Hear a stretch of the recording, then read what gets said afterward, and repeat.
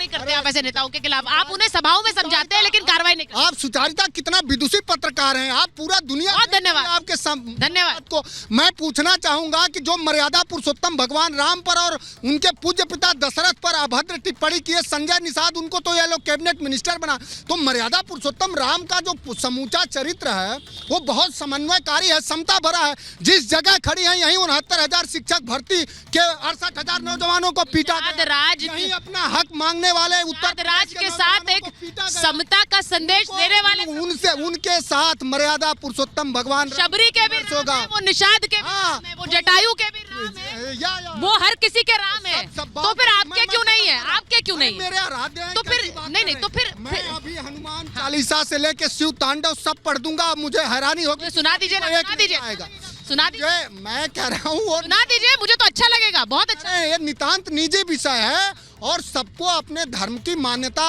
और अपने धर्म को के उपासना की संवैधानिक स्वतंत्रता है।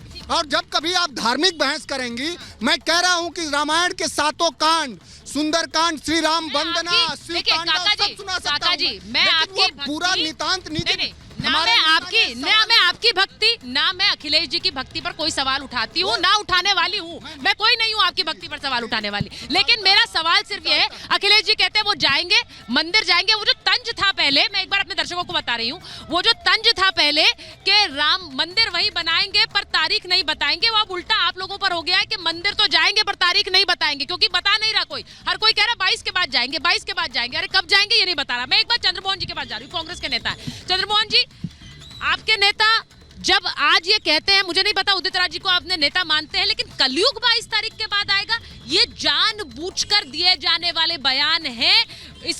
मुझे उसके अलावा और कुछ नहीं लगता है। 22 तारीख को कलयुग से क्यों जोड़ रहे हैं आप लोग? देखिए, किसी का बयान, अगर कोई चाहे किसी पार्टी का नेता हो, उसका वो बयान उसकी पार्टी का नहीं होता। अगर उनका बयान है तो वो उनका क्लेरिफिकेशन वो देंगे। हाँ, लेकिन जिस विषय पे आप बात करो उसका जवाब मैं जोड़ दूंगा कि आप कह रहे हैं कि मंदिर नहीं बताएंगे, तारीख नहीं बताएंगे, वही बात कर रहे हैं। तो बिल्कुल हम मंदिर भी जाएंगे, मंदिर भी जाते हैं, लेकिन किसी राजनीतिक प्रोग्राम में नहीं जाएंगे और भगवान राम के दर्शन करने भी जाएंगे। उसके लिए कोई तारीख बताने की जरूरत नहीं है, कोई निमंत्रण की जरूरत नहीं है, ठीक है, क्योंकि वो किसी की ब्याह शादी का नहीं है, वो आस्था का प्रश्न है। और भाजपा के लोग ये बताएं कि जब आदि शंकराचार्य के द्वारा बनाए हुए 4 मठों के गुरु शंकराचार्य, नहीं देखिए चंद्रमोहन जी, ऐसा नहीं होता है कि नेता लोग बयान देते रहे और फिर बाकी लोग कहते हैं भाई ये तो उनके निजी बयान है।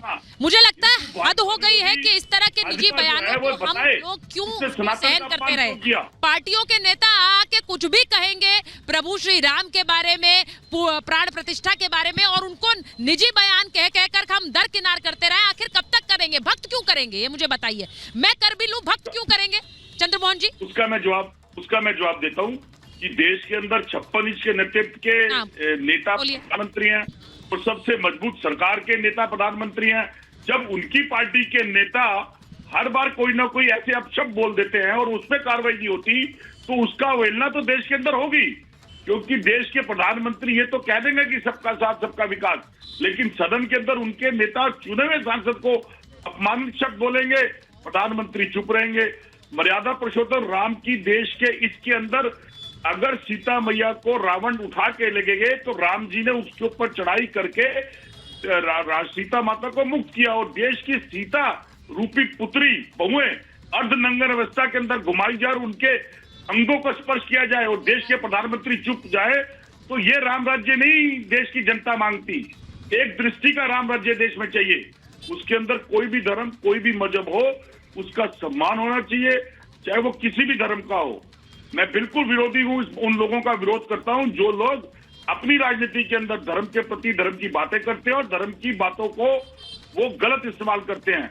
आस्था के अंदर राजनीति नहीं आनी चाहिए। दुर्भाग्य है आज की राजनीति का धार्मिक रूप हो चुका है और ये लगाम लगानी पड़ेगी। ये सिर्फ कहने से नहीं होगा, ये सिर्फ कहने से नहीं होगा। मैंने अभी इसलिए स्वामी प्रसाद मौर्य के का जिक्र इसलिए किया काका जी से, क्योंकि वो तो एक झड़ी लगा चुके हैं बयानों की, इसीलिए शायद उनकी अपनी पार्टी के लोग उन्हें गंभीरता से नहीं ले रहे हैं। मुझे समझ नहीं आता है कि उन्हें पार्टी में छोड़ क्यों रखा है। क्या इन्हीं तरह के बयानों को देने के लिए? काका जी थोड़ा सा इधर आ जाइए। मैं एक बार संजय सरकार जी के पास भी जाऊं, क्योंकि वो भी अब ममता जी उस दिन क्या कर रही है। देखिए अलग अलग नेता मैं आपको भी बताऊं काका जी, समीर जी, जो हो रहा है 22 तारीख को मंदिर ना जाकर अपने अपने जगह अलग अनुष्ठान कर रहे हैं। ममता जी कह रही है मैं अलग एक सद्भावना दिवस भी बनाऊंगी और काली मंदिर में जाकर पूजा करूंगी। वहीं उद्धव ठाकरे भी यही कह रहे हैं कि मैं काला राम मंदिर में जाकर पूजा करूंगा। राहुल गांधी कह रहे हैं कि वो कामाख्या मंदिर जाएंगे। बहुत अच्छी बात है, लेकिन ये कर क्या वो प्राण प्रतिष्ठा को एक तरह से काउंटर करने की कोशिश कर रहे हैं, क्योंकि उन्हें पता है कि वो अगर नहीं जा रहे हैं तो उसका कहीं नुकसान ना हो जाए। संजय सरकार जी। जी नमस्कार, जय सिया रामचंद्र जी की जय माँ काली, जय माँ दुर्गा। शाम के समय है, सभी भगवान जय सिया राम। प्रार्थना करता हूँ सभी पैनलिस्ट आपको भी रखे, रिपब्लिक भारत परिवार सभी को अच्छा रखे भगवान। तो मैं एक चीज, मेरे को व्याख्या करने के लिए थोड़ा समय दीजिएगा, ठीक है। बंगाल का जो मतलब तारकेश्वर जो धाम है, धाम का मंदिर है, मंदिर के जो वहाँ पर महाराज है, महंत महाराज जी बोल रहे हैं हिंदू शास्त्र के अनुसार में असमुन्न मंदिर में वहाँ पर मतलब जो रामलीला का प्राण प्रतिष्ठा हो नहीं सकता है। जो तिथि है वो तिथि के अनुसार में बोला जा रहा है वो शत्रु विनाश तिथि है। क्यों 17 अप्रैल का दिन जिसमें रामनवमी के दिन, उस दिन क्यों प्राण प्रतिष्ठा नहीं हो रहा है? इतना जल्दीबाजी क्या है, ये इतना जल्दी जाने का पड़ता है। और ऋषि मनी ऋषि और जो मतलब जो साधु संत जिस तरफ से बैन भारतीय जनता पार्टी दे रहा है, तो इसको सुकांत मजूमदार बोल रहा है स्वामी विवेकानंद हिंदू नहीं है। क्यों बोल रहा है? बोला गीता से ज्यादा फुटबॉल खेलने के लिए सेहत अच्छा रहता है। फिर आपको देखिए शंकराचार्य जी को जो बात आता है, शंकराचार्य जी को जो बात आता है, वहाँ पर नारायण राणे जी बोलता है मतलब ये हिंदू धर्म में शंकराचार्य जी का योगदान है। हाँ। फिर दिलीप घोष इनका जो नेता है ये बोल रहे हैं, ये बोलना चाहता है कि राम भगवान नहीं थे, ये राम एक काल्पनिक है, एक राजा थे, ये भगवान नहीं है। तो किसका बयान मानेंगे? और रह गया भारतीय जनता पार्टी इतना जल्दी क्यों इसको करने जा रहा है? 22 जनवरी के दिन ही चुना है, क्यों 315 सीट है जहाँ पर भारतीय जनता नहीं, मुझे एक बात, नहीं संजय सरकार जी, संजय सरकार जी, अगर शंकराचार्य आप लोगों, मुझे बड़ा अच्छा लग रहा है आप शंकराचार्य का जिक्र कर रहे हैं, तो शंकराचार्य जी अपनी टोली लेकर पश्चिम बंगाल में जुलूस और रैली कब निकाल सकते हैं, जरा ये बता दीजिए। पश्चिम बंगाल में वो कब ये कर सकते हैं, पहले ये बता दीजिए, क्योंकि वहां पर तो रैलियों पर रोक लगा देते हैं आप।